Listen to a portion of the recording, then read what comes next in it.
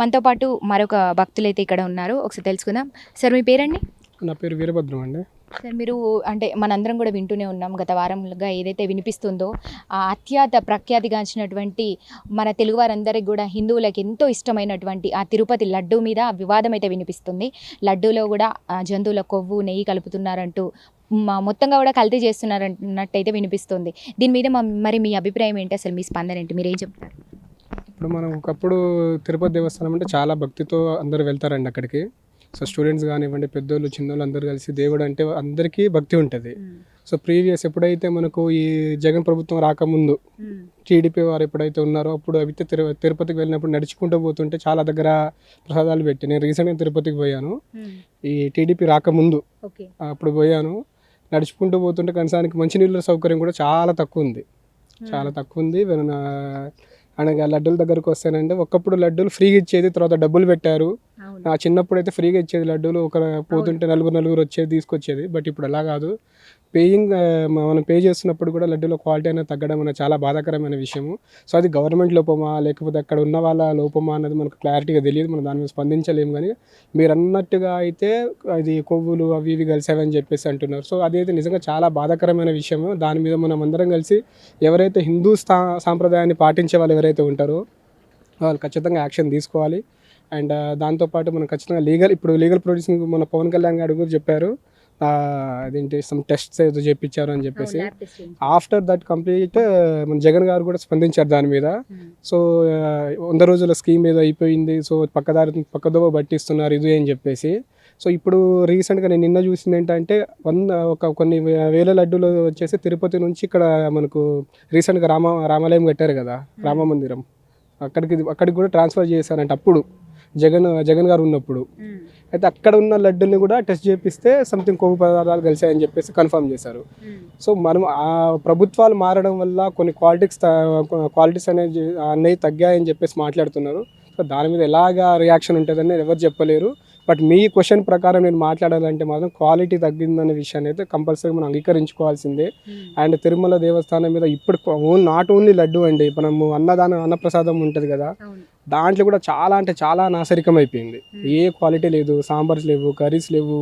And ఏ తిన్నా కూడా ఒకప్పుడు తిరుపతి అంటే నిజంగా ఒక అట్మాస్ఫియర్ ఉండేది, బట్ ఇప్పుడు లేదు.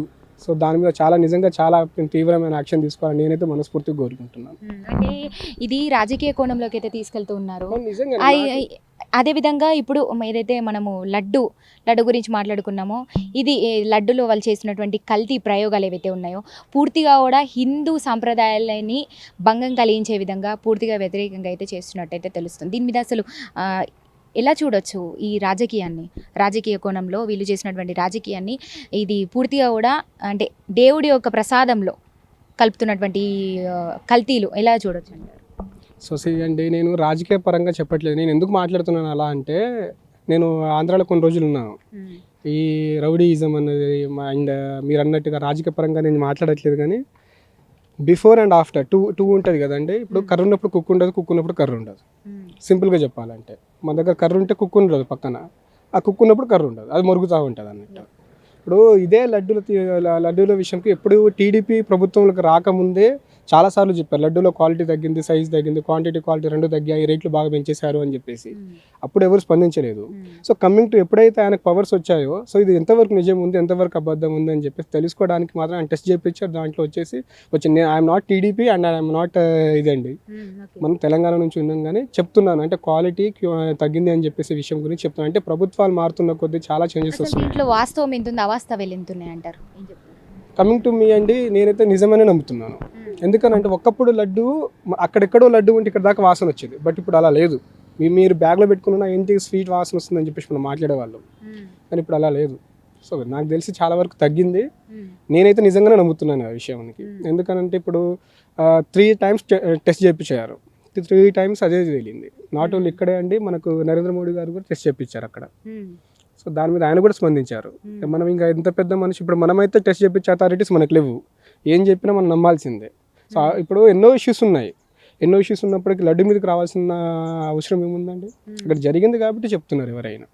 సో అక్కడ టీటీడీలో వర్క్ చేసే వాళ్ళు కూడా నిజంగా లడ్డు క్వాలిటీ తగ్గింది, క్వాంటిటీ తగ్గింది అని చెప్పేసి వాళ్ళు కూడా మాట్లాడుతున్నారు. సో ఇవన్నీ జరుగుతూ ఉంటాయి, ఇట్ హ్యాపెన్స్ కదా. దానికి మనకు మీరు ఏం చేయలేరు, నేను ఏం చేయలేను, జస్ట్ ఒక స్పందన మాత్రం ఇవ్వగలుగుతాను. తిన్నారా మీరు ప్రీవియస్ లడ్డు తినే ఉంటారు, ఇప్పుడు ఈ వార్త వచ్చినప్పుడు తిన్నారా? అసలు టేస్ట్ ఏ విధంగా ఉంది? టేస్ట్ చూసారా? టేస్ట్ నేను ఇప్పుడు ఈ లడ్డు తీసుకోండి, ఆ లడ్డు తినండి, రెండింటి తేడా ఉండదు, మీకు సేమ్ ఉంటుంది. ఒకప్పుడు లడ్డు, తిరుపతి లడ్డు ఎక్కడ రాదురా, ఏ టేస్ట్ ఎక్కడ రాదని మాట్లాడేవాళ్ళం. ఇప్పుడు మన చిన్నతనంలో ఏదైనా తిరుపతి లడ్డు అని మాట్లాడేవాళ్ళు అంటూ ఉండే. మరి ఇప్పుడు ఎవరైనా అంటున్నారా? నెక్స్ట్ జనరేషన్ ఎవరైనా అంటున్నారా? ఇదే లడ్డు అక్కడ కూడా దొరుకుతుంది అని చెప్పేసి అంటున్నారు. సో అంటే టేస్ట్ పోయింది అది. సో ఇప్పుడు చూద్దాం మరి ఎలా వీళ్ళు ఎలా చేపిస్తారో చూడాలి. ఇక నిజంగానే నా లడ్డు క్వాలిటీ తగ్గింది, క్వాంటిటీ తగ్గింది. సో చూడాలి ఏమవుతుందో, చూసిన తర్వాత మనం మాట్లాడగలగాలి. Thank you so much. So విన్నారు కదా, ఇక్కడికి వచ్చేటువంటి భక్తులందరూ కూడా ఒకటే మాట్లాడుతూ ఉన్నారు. అందరూ కూడా చాలా ఎంతో ఆవేదన వ్యక్తం చేస్తున్నటువంటి పరిస్థితి కూడా కనిపిస్తోంది. ఎందుకంటే ఒక హిందూ సాంప్రదాయాల్ని దెబ్బతీసే విధంగా, హిందూ సాంప్రదాయాలకి కూడా భంగం కలిగించే విధంగా, హిందూ సాంప్రదాయాల్ని అనుమానించే విధంగా, అంటే అవమానించే విధంగా వీళ్ళందరూ కూడా ఇట్లా రాజకీయ కోణంలో ఒక దేవుడి లడ్డు, దేవుడి ప్రసాదం లడ్డూలో ఇలాంటి కల్తీ కలుపుతూ కూడా ఒక రాజకీయ కోణంలోకి తీసుకెళ్లడం, ఒక రాజకీయం చేయడం అనేది కూడా ఎంత మాత్రం సమంజసం కాదు, ఎంత మాత్రం కరెక్ట్ కాదు. ఇది అసలు పద్ధతి కాదు. అంటే దేవుడితో ఆటలాడడం అనేది చాలా అసలు చిన్న విషయం కాదు. ఆ శ్రీవారితోనే ఆటలు అనేది అన్నీ చూస్తూ ఉంటాడు పైనుంచి. ప్రతి ఒక్కరికి తగినటువంటి బుద్ధి అయితే చెప్తాడంటూ కూడా భక్తులు ఎంత ఆవేదన వ్యక్తం చేస్తున్నారో మనందరం కూడా చూస్తున్నాము. ఇంకోటి కూడా మాట్లాడడం ఈ మరింత ఆశ్చర్యానికి గురి చేస్తోంది. ఏదంటే భక్తులు చెప్తున్నటువంటి మాటలు, ఒకప్పుడు మనము తిరుపతి లడ్డు అంటే తిరుపతి లడ్డుయే, తిరుపతి లడ్డు ఎక్కడా దొరకనటువంటి విధంగా ఉంటుంది. మనం ఆ లడ్డు కావాలంటే ఖచ్చితంగా తిరుపతి వరకు వెళ్ళాల్సిందే అంటూ కూడా ఎన్నో రకమైనటువంటి మాటలు అయితే మనం వింటూ ఉంటాం. కానీ ఇప్పుడు అక్కడికి ఇక్కడికి పెద్ద తేడా ఏం లేదు. తిరుపతిలో దొరికేటువంటి లడ్డు ఇక్కడ కూడా దొరుకుతుంది, పెద్ద తేడా ఏం లేదంటూ కూడా మాట్లాడుతూ ఉన్నారు. అదేవిధంగా ఇప్పుడు ఏదైతే ప్రీవియస్గా తిన్నటువంటి లడ్డు టేస్ట్ కావచ్చు, ఇప్పుడు కల్తీ అయిన తర్వాత తిన్నటువంటి లడ్డు కావచ్చు, రెండు కూడా సేమ్ ఉన్నాయంటూ కూడా చెప్తూ ఉన్నారు. ఇది ఎప్పటి నుంచో ఇలా కల్తీ జరుగుతుంది, కానీ రీసెంట్ టైమ్స్లో ఇది బయటకి వెలుగులోకి వచ్చింది అంటూ కూడా చెప్తున్నారు. అయితే మనం చూసాం కదా, పూర్తి ల్యాబ్ రిపోర్ట్స్ తర్వాత కూడా పూర్తిగా కల్తీ అయితే కలుస్తుందని కూడా వినిపిస్తోంది.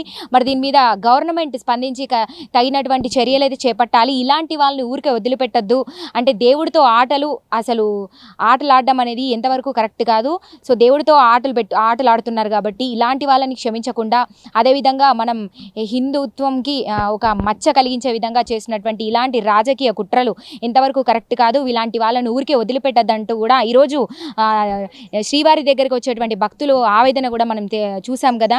సో ఇదండి, ఇలాంటి లడ్డు ఫ్యూచర్లో అయినా ఇలాంటిది కలపకుండా దీన్ని గవర్నమెంట్ తగినటువంటి చర్యలు చేపట్టి కూడా హిందుత్వాన్ని కాపాడుతుంది అంటూ కూడా నమ్ముతూ ఉన్నారు. ప్రపంచవ్యాప్తంగా ప్రఖ్యాతిగాంచినటువంటి తిరుపతి లడ్డు ప్రసాదం తయారీలో జంతువుల కొవ్వుతో కూడినటువంటి నెయ్యిని వాడినట్లు నిర్ధారిస్తున్నటువంటి ల్యాబ్ టెస్ట్ల రిపోర్ట్లను చూసి ఈరోజు యావత్ తెలంగాణ హిందువులందరూ కూడా షాక్ అవుతున్నటువంటి పరిస్థితి కూడా ఏర్పడతా ఉంది. అదేవిధంగా మనం ఇందాక మాట్లాడినట్టుగా కూడా ఏదైతే భక్తులు కూడా మాట్లాడడం అయితే జరిగింది, మీరు చూసారు కదా.